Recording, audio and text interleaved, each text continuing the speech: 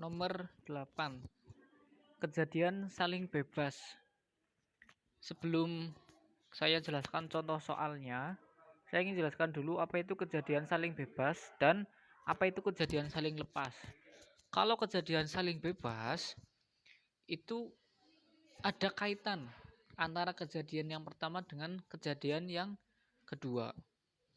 Ciri-cirinya apa? Di kejadian bebas, itu di soal biasanya menggunakan kata dan. Ya, ada kata dan di soalnya.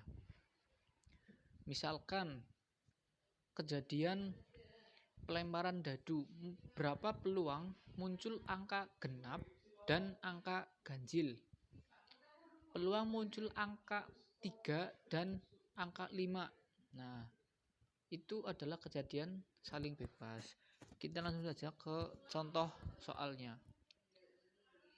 Dua buah dadu dilempar bersama-sama. A adalah kejadian dadu pertama muncul angka 3 dan B adalah kejadian dadu kedua muncul angka 5. Tentukan nilai peluang kejadian A dan B. Nah, di sini kan ada kata dan nih, ya kan? Kejadian A itu muncul angka 3, kejadian B itu muncul angka 5. Maka ini adalah kejadian saling bebas. Nah, sebelum mengerjakan soalnya, karena ini adalah dua buah dadu, untuk mempermudah pengerjaan soalnya, kita buat tabel terlebih dahulu. Dan ini adalah tabelnya. Saya jelaskan tabelnya. Yang atas 1, 2, 3, 4, 5, 6 itu adalah dadu pertama. Kenapa sampai 6? Karena mata dadu biasa itu kan ada 6. Maka ditulis 1, 2, 3, 4, 5, 6. Tanda ini untuk dadu pertama. Yang kedua itu sama 1, 2, 3, 4, 5, 6 ke bawah. Sama, karena ini dadu kedua, maka 1, 2, 3, 4, 5, 6. Ada 6 mata dadu. Nah, kolom-kolom ini fungsinya untuk apa? Ketika dadu ini adalah untuk ruang sampel. Ruang sampel daripada dua buah mata dadu. Pengisiannya bagaimana? Seperti ini. Ketika dadu pertama muncul 1 dan dadu kedua muncul 1, maka ditulis 1,1. Ketika dadu pertama muncul 1, dadu kedua muncul 2, ditulis 1,2. Penulisannya adalah dadu pertama terlebih dahulu, baru dadu kedua. Kalau di sini berarti berapa? 3,4. Kalau di sini berarti berapa? 5,2 dan seterusnya. Itu adalah pengisian untuk penulisan ruang sampel dua buah mata dadu menggunakan metode tabel. Nah, sekarang kita lanjutkan ke soalnya. Di soal, A adalah kejadian dadu pertama muncul angka 3. Kita tuliskan A dadu pertama muncul 3.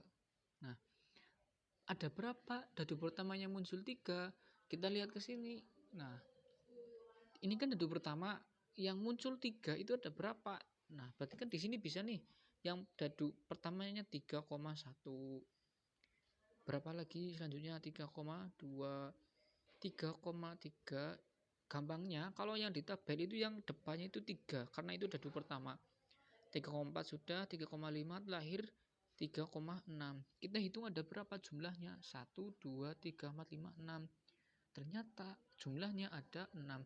Maka bisa kita tulis N. A itu 6. Sekarang B. B-nya berapa? B adalah dadu kedua muncul angka 5. Tulis dadu kedua muncul 5. Ya. Muncul 5. Berapa ya dadu kedua muncul 5? Dadu kedua bukan yang atas, tapi yang samping 5. Berarti penulisannya 1,5. Berapa lagi? 2,5. Berapa lagi? 4,5. Tadi 3,5 sudah. kemudian ada 5,5, dan terakhir ada 6,5. Jumlahnya ada berapa? Ternyata sama. NB-nya itu ada 6. Nah, kalau untuk kejadian saling bebas, saya kasih trik cara cepatnya. Kalau untuk dua buah dadu ya, khusus untuk dua buah dadu, kejadian saling bebas adalah kejadiannya ada A dan ada B. Berarti dia yang dadu pertama muncul angka 3 dan dadu kedua muncul angka 5. Di tabel ini ada atau tidak? Dadu pertama muncul 3 dan dadu kedua muncul angka 5. Ada, yaitu ini. Nah, jumlahnya berapa? 1. Kita tuliskan N. A irisan B itu cuma ada 1. Kenapa irisan? Karena dia ada A dan ada B. Kita tulis NA irisan B sama dengan 1. Baru langsung kita hitung peluang A irisan B adalah seperti rumus peluang yang biasa, NA irisan B per NS. NA irisan B berapa? 1. NS-nya berapa? Per 36.